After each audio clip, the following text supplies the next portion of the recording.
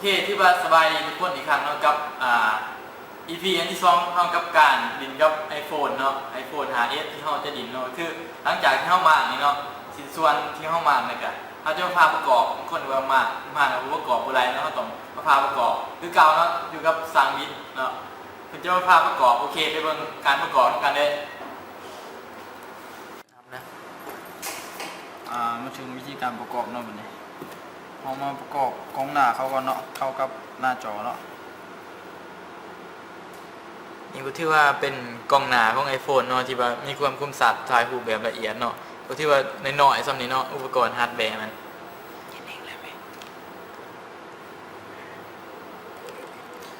สำหรับวิธีมาของเราก็ที่ว่า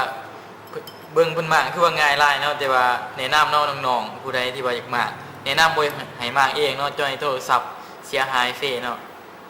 ที่ว่านี่เฮาสาธิตมาให้เบิ่งเนาะอาจจะบ่ละเอียดปานใดเนาะเพราะว่าเป็นการสาธิตให้เบิ่งคร่าวๆส่วนวิธีการประกอบก็ที่ว่ายากสมควรเนาะก็คือทุกคนรู้กันว่าการมามันง่ายเนาะแต่การประกอบนี่โคตรยากขึ้นเนาะประกอบไว้มันคือเก่าไปเบิ่งสร้างเฮ็ดกันได้ให้เพิ่นอธิบายไปพร้อมว่าสิใส่หยังก่อนนี่คือปุ่มโฮมเนาะ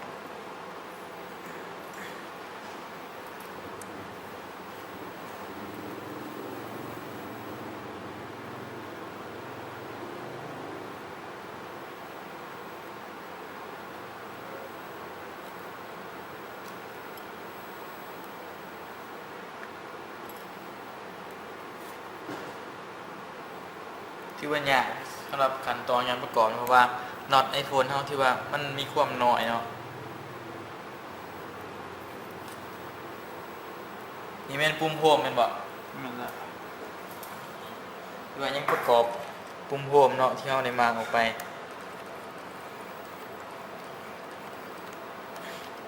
ค่อนข้างจะยากเลยใส่ความพยายามสมควรเนาะสำหรับในการประกอบโอเคที่ว่าชิ้นส่วนหน้าจอเพิ่นเฮ็ดสำเร็จแล้วเนาะตอนต้องไปก็คือใส่อธิบายได้อธิบายสายสากกับสายฟังแล้วก็ลำโพงเนาะมันจะเราซื้อมามันจะแยกเดี๋ยวอยู่อันนี้เรามาติดใส่เดียวแล้วเนาะมันจะได้มาแบบนี้ถ้าท่านใดต้องการที่ว่าอยากจะซื้อชิ้นส่วนต่างๆของ iPhone เนาะมาประกอบเองเฮ็ดเองก็สามารถได้เนาะจะราคาจะลดจากร้านหลายเนาะซื้อชิ้นส่วนของมันมาประกอบเนาะแต่มันจะบ่เป็นของแท้เนาะเพราะว่าชิ้นส่วนมันจะบ่คือกลับมาจากบริษัทเนาะแต่ก็ถือว่าใส่ไหลเนาะถึงว่าบ่แม่นของแท้แต่มันก็ใส่ไหลปกติคือเก่าแม่นละทนอีกประกอบเองมั่นใจก็ถือแนะนำเลยเนาะถ้า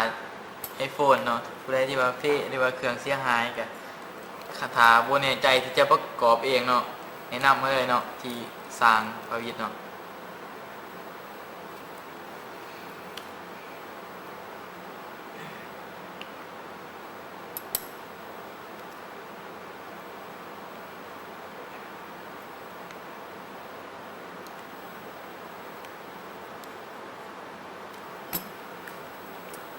มาประมาณนี้เนาะ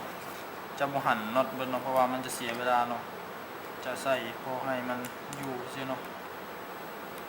สังเกตให้มันว่าให้มันเข้าจะดีเนาะแล้วก็ระวังสายเพลมันจะมีสายพวกนี้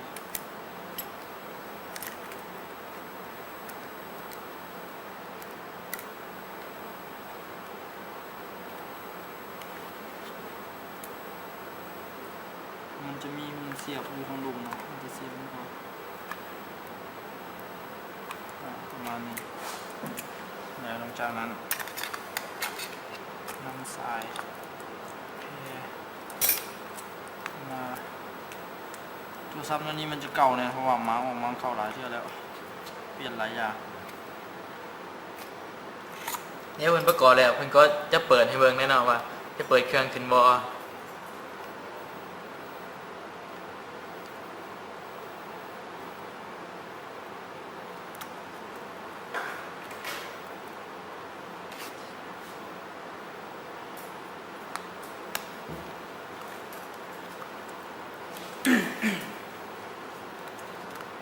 มาณนี้เนาะให้ทุกคนหั่นน็อตเลยเนาะค่อยบวกเผาหั่นประกอบสำนี้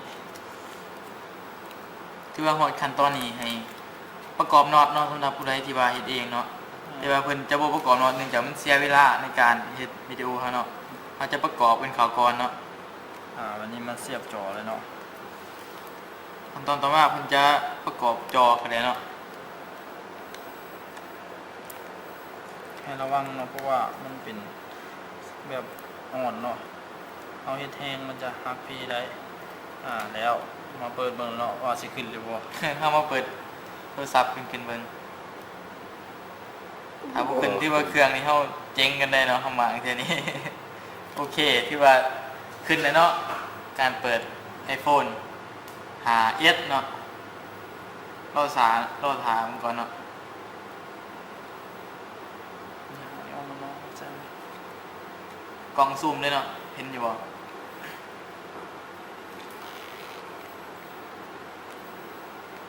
โอเคเนาะก็ถือว่าสำเร็จเนาะกับการประกอบ iPhone ที่ว่าเฮาก็เปิดขึ้นอย่างสมบูรณ์แบบเนาะ